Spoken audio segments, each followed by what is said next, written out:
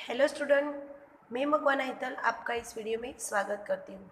Student, आपके 9th standard का जो 12th नंबर का चैप्टर है रानी, उसका परिचय प्राप्त करेंगे, उस पाठ का सारभूत प्राप्त करेंगे और इसकी जो लेखिका है श्री महादेवी वर्मा, उनका परिचय हम इस वीडियो में प्राप्त करेंगे। तो रानी जो गद्य है उसका साहित्य प्रकार है रेखाचित्र। रेखाचित्र यानी क्या? कोई व्यक्ति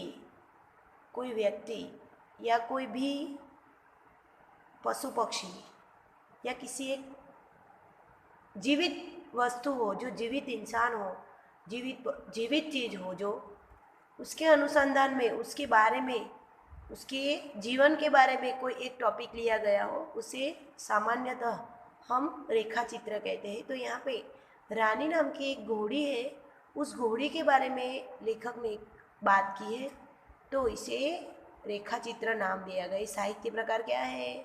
रेखाचित्र है। रानी की लेखिका है महादेवी वर्मा। उनका जन्म सन 1907 में हुआ था और निधन सन 1583 में हुआ था। हिंदी साहित्य में महादेवी वर्मा अर्थात मैं नीर भरी दुख की बदरी, महादेवी वर्मा अर्थात मैं नीर भरी दुख की बदरी, बदरी यानी बादल, और तुम हो नीर में ढूंढा, तुम में ढूंढी पीड़ा कहने वाली सहृदय, भावुक, अत्यंत संवेदनशील और समग्र नीव सृष्टि पर अनुकंपा वर्षण करने वाली छायावादी युग की अप्रतिम रचनाकार महादेवी वर्मा है। वो हिंदी साहित्य में उनका योगदान बहुत ही अभूतपूर्व है। छायावादी युग के 4 स्तंभ गिने जाते हैं: प्रसाद, पंत, महादेवी और निराला। इसमें प्रसाद के साथ सदैव इतिहास बोध रहा, तो पंत प्रकृति के कोमलकांत पदावली के रचनाकार के रूप में पहचाने गए। निराला अपनी ओजस्विता और रौद्रता के लिए, तो महादेवी धीर गंभीर दर्द की दास्तान सुनाने वाली कवियत्री के रूप में पहचानी गई। जो महादेवी है वह, उनका विषय वस्तु कौन सा रहता है? तो दर्द भरी कहानियाँ, दर्द भरी पंक्तियाँ उनकी मूल शैली है। तो महादेवी धीर गंभीर दर्द की दास्तान सुनाने वाली कवियत्री के रूप में पहचानी गई। स्टूडेंट, महादेवी के बारे में आपने परिचय प्राप्त किया। अब उनकी कृतियां देखेंगे हम। फर्रुखाबाद में, यानी कि यूपी, उत्तर प्रदेश में जन्मी महादेवी सही अर्थ में एक विदुषी और प्रगल्भा नारी थी। विदुषी यानी साध्वी और विदूषक यानी बहुत ही वाक चातुर्य, जो वाणी में चातुर्य धारण करने वाली हो, बहुत ही स्पष्ट वक्ता थी और प्रगल्भा नारी के रूप में समग्र जीवन जी गई। मुख्यतः महादेवी कवियत्री ही नहीं, किंतु स्मृति की रेखाएं जैसी रचना के द्वारा उत्तम गद्यकार, रेखा चित्रकार के रूप में अपनी पहचान बनाने में सफल रहे। वह पहले क्या है? कवियत्री है, काव्य लिखने वाली है, परंतु वह एक गद्यकार, यानी कि जो गद्य यानी कि चैप्टर लिखने वाली, एक रेखा चित्र लिखने वाली के तौर पे बहुत ही सफल जीवन जी गई है। प्रयाग महिला विद्यापीठ की प्राचार्य और गुरुकुल के पद पर रहकर शिक्षा के क्षेत्र में अपने अनुपम योगदान दिया है। महादेवी ने प्रयाग विद्यापीठ है, जो महिला विद्यापीठ है, उसकी आचार्य और गुरुकुल के बाद वह शिक्षा के क्षेत्र में, उन्होंने शिक्षा के क्षेत्र में भी अपना योगदान बहुत ही अच्छा दिया है। हिंदी साहित्य में तो अपना योगदान दिया है, पर शिक्षा में भी उन्होंने अपना योगदान बहुत ही अच्छा दिया है। निहार, रश्मि, निर्जा, सांध्य गीत, दीपशिखा, अतीत के चलचित्र और स्मृति को रेखाएं आदि आपकी बहुचर्चित एवं लोकप्रिय रचनाएं हैं। निहार, रश्मि, नीरजा, संध्या गीत, दीपशिखा, अतीत के चलचित्र और स्मृति की रेखाएं आदि आपकी बहुचर्चित एवं लोकप्रिय रचनाएं हैं। अब प्रस्तुत पाठ का जो है वो पाठ का सारबोध हम प्राप्त करेंगे कि पाठ में इस गद्य में क्या कहा गया है। तो यहाँ रानी नामक एक घोड़ी उनके दो साथी निक्की और रोजी के साथ आई है। रानी नामक जो घोड़ी है उसके बारे में इस चैप्टर में बात की गई है। सम्मिलित है जिसका बड़ा मार्मिक और भावुकतापूर्ण शैली में चित्र अंकित किया है। यहाँ महादेवी जी ने बहुत ही हृदय स्पर्शक शैली से रानी के बारे में बात की है। ऐसा लगता है यह नेवला, यह कुत्ती और यह घोड़ी हमारे सामने ही है। नेवला और कुत्ती कौन है? निक्की और रोजी। और घोड़ी कौन है? रानी। तो ऐसा लगता है कि ये तीनों हमारे सामने ही है। वो चित्र हमारे सामने ही खड़ा हो जाता है। पशु पंछी और निर्दोष भूले ऐसे प्राणियों के प्रति महादेवी जी का स्नेह और प्रेम छलकता नजर आता है। महादेवी जी जो है प्राणी के प्रति जो प्राणी प्रेम है वह इस गद्य में छलका हुआ लगता है। बहुत ही अच्छी तरह से सचोट भाषा शैली में प्राणी प्रेम का वर्णन इस गद्य में किया गया है और घोड़ी, नेवला और कुत्ती का वर्णन बहुत अच्छी तरह से हृदय स्पर्शक तौर पे यहाँ किया गया है। तो गद्य का सविस्तर बोध प्राप्त करना हम शुरू करते हैं। रियासत होने के कारण इंदौर में शानदार घोड़ों और सवारों का आधिक्य था। रियासत यानी कि राजा महाराजा का समय होने के कारण इंदौर में शानदार घोड़ों और सवारों का आधिक्य था। शानदार घोड़ों और सवारों का आधिक्य कहाँ था? इंदौर में। इंदौर करके जो शहर है वहाँ पर। इसके अतिरिक्त हम अंग्रेजों के बच्चों को छोटे टट्टुओं या सफ़ेद गद्दों जिसकी जाति के संबंध में रामा ने हमारा ज्ञानवर्धन किया था, छोटे टट्टुओं यानी कि सफ़ेद घोड़ों के बारे में पर घूमते देखते थे। जो अंग्रेज के बच्चे थे, अंग्रेजों के बच्चे थे। सियासत किनकी थी? अंग्रेज वहाँ के राजा थे, अंग्रेजों की सियासत थी। तो उनके बच्चों को जो लेखिका थी वह क्या करती थी?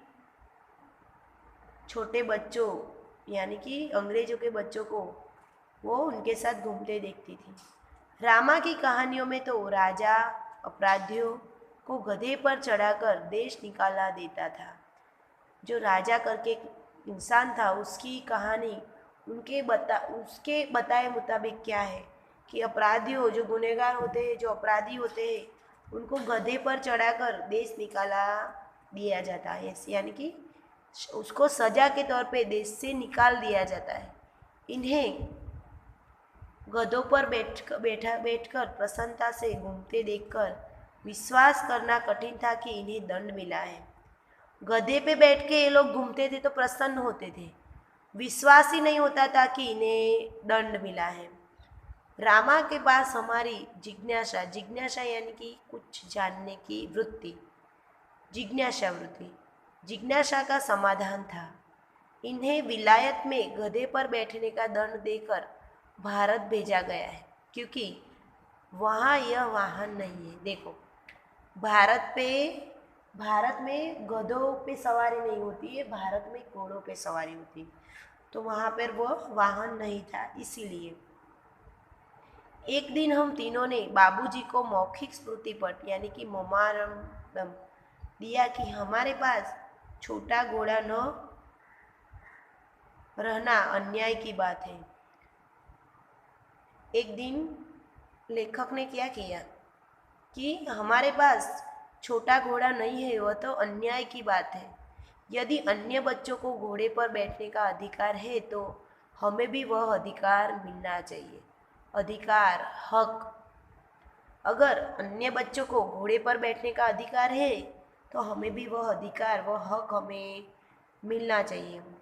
बाबूजी ने हंसते हुए पूछा, सफ़ेद टट्टू पर बैठोगे? टट्टू यानी कि एक सफ़ेद घोड़ा, जो घोड़ा होता है, टट्टू पर बैठोगे? टट्टू यानी जो घोड़ा होता है, सफ़ेद गधा, उसको यहाँ टट्टू समझेंगे हम।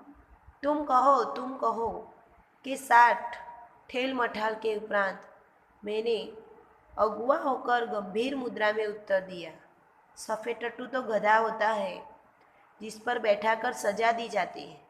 देखो, गधे पे तो उसको बिठाया जाता है जिसको सजा दी गई हो। पता नहीं हमारे ज्ञान के वजस्त्र स्रोत रामा को बाबूजी ने डांटा या नहीं। देखो, वजस्त्र स्रोत, जो व्रज जैसा हमारा स्रोत है, जो बहुत ही मजबूत नींव वाला हमारा जो स्रोत है, ज्ञान का स्रोत, वह कौन है?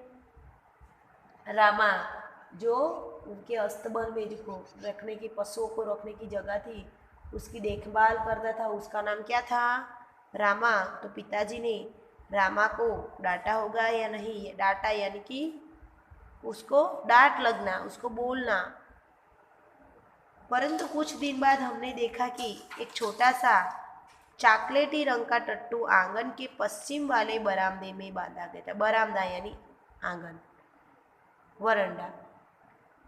बरामदा तो घोड़े बांधने के लिए बनाया नहीं गया था, अतः बाहर से टट्टू को लाने के लिए दीवार में एक नया दरवाजा लगाया गया और उसकी मालिश करने तथा खाने पीने, घूमने आदि की उसकी देखरेख के लिए छुट्टन नामक का साइस रखा गया। साइस, जो लोग ऐसे घोड़े या टट्टुओं की देखभाल करते हैं उसको साइस बोलते हैं। तो छुट्टन नाम का एक लड़का रखा गया इस टट्टू की देखभाल के लिए।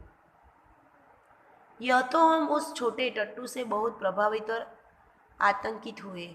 छोटा सा टट्टू बहुत ही सुंदर था, चॉकलेटी रंग का, तो उसको देखकर हम बहुत ही आकर्षित हुए, बहुत ही प्रभावित हुए। हमारे तथा हमारे अन्य साथी जीवों के लिए न मकान में कोई परिवर्तन हुआ, न कोई विशेष नौकर रखा गया। रामा को तो नौकर कहा नहीं जा सकता, क्योंकि वह तो डांटने फटकारने के अतिरिक्त हमारे कान भी खींचता था और हमारी खिड़की तक दरवाजे में परिवर्तित नहीं हो सकी। देखो, अब यहाँ क्या गया है, क्या कहा गया है? जो टट्टू लाया गया उसके लिए रहने की, मालिश की, खाने पीने की सब बहुत अच्छी तरह से इंतजाम किया गया और जो एक छुट्टन नाम का लड़का भी उसकी देखभाल के लिए रखा गया। पर हमारे लिए या हमारे दूसरे जो जीव थे उनके लिए कुछ भी सुविधा की गई नहीं थी। और जो रामा नामक इंसान था जो सब देखभाल करता था, वो तो हमारे कान खींचता था, तो उसे तो हम नौकर नहीं कह सकते।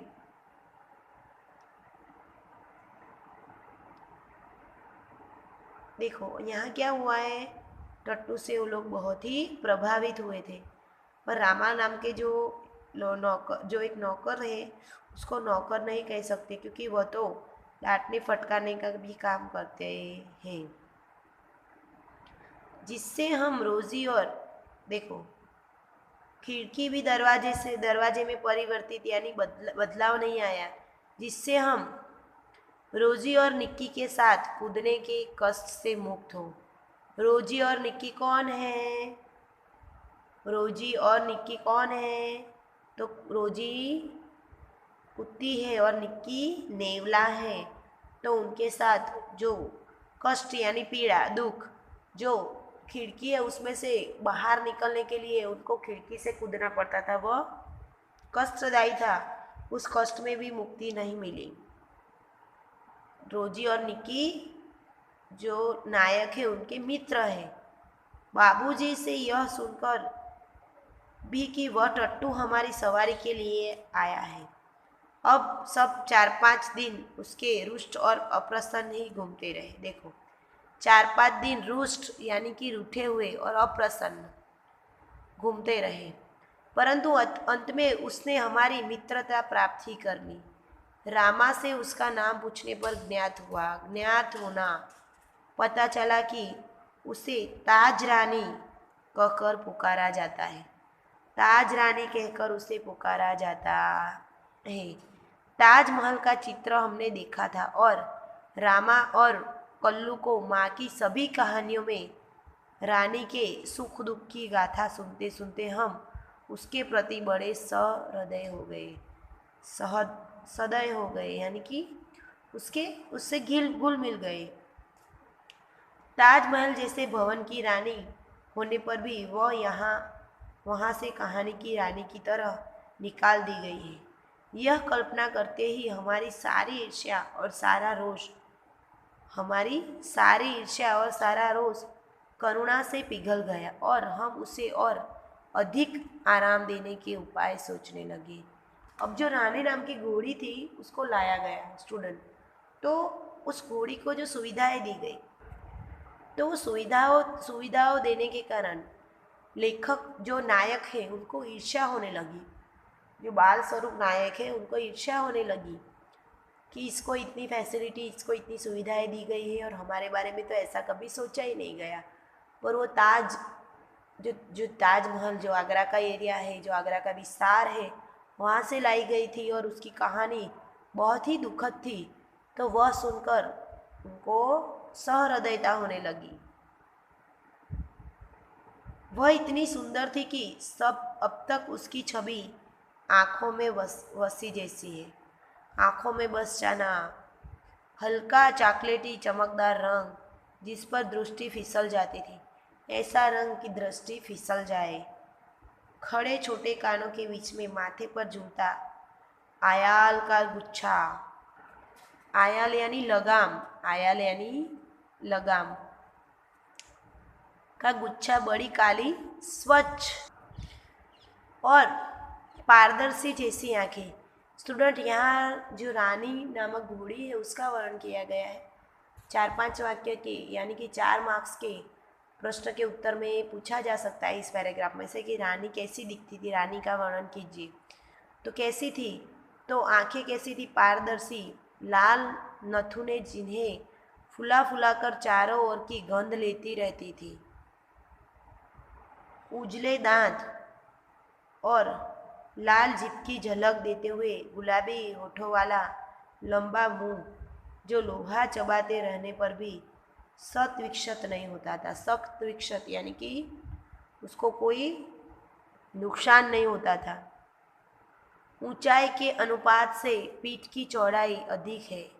सुडौल मजबूत पैर और सघन पूंछ जो मक्खियाँ उड़ाने के में मोरछल के समान उठती गिरती रहती थी। मोरछल यानी कि मोर जैसे पंख अपने पंखों से नृत्य करता है, उस तरह वो अपनी पूंछ से मक्खियाँ उड़ाने में व्यस्त रहती थी।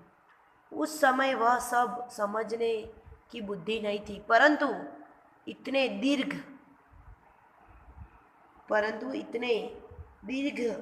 काल के उपरांत भी स्मृति पट पर दीर्घकाल यानी कि लंबा समय, स्मृति पट यानी कि यादों में वे रेखाएं उसे उभर आती है, जैसे किसी अदृश्य स्याही से लिखे अक्षर अग्नि के ताप से प्रत्यक्ष होने लगते हैं। देखो, बहुत ही अच्छी भाषा शैली का प्रयोग किया है। जैसे कि किसी अदृश्य स्याही से लिए अक्षर जैसे कि आबेहू प्रकट होने लगते हैं।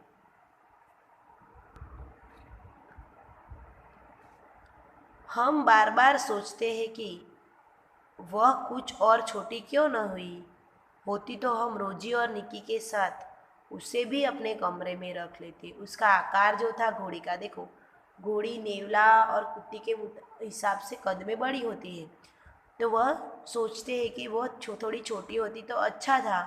हम रोजी यानी कि जो कुत्ती थी और निकी यानी कि जो नेवला था उसके साथ उसे हमारे कमरे में रख लेते। रानी को अपने कमरे में ले जाना संभव ना होना, यानी कि वो संभव नहीं था, ऐसा हो नहीं सकता था। अतः अस्तबल यानी कि घोड़ों को बांधने की जगह, अस्तबल बना हुआ बरामदा ही हमारी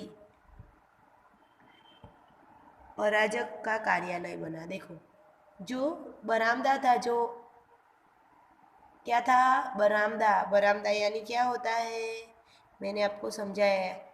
जो आंगन होता है उसे मुख्यत्वे बरामदा कहते हैं। वहाँ एक छोटी सी जगह बनाई गई थी रानी को रखने के लिए, वही हमारा कार्यालय बना। बरामदा घोड़े बांधने के लिए तो बना नहीं था, अतः उसकी दीवार में एक खुली अलमारी यानी कि अलमारी और कई आते ताक थे।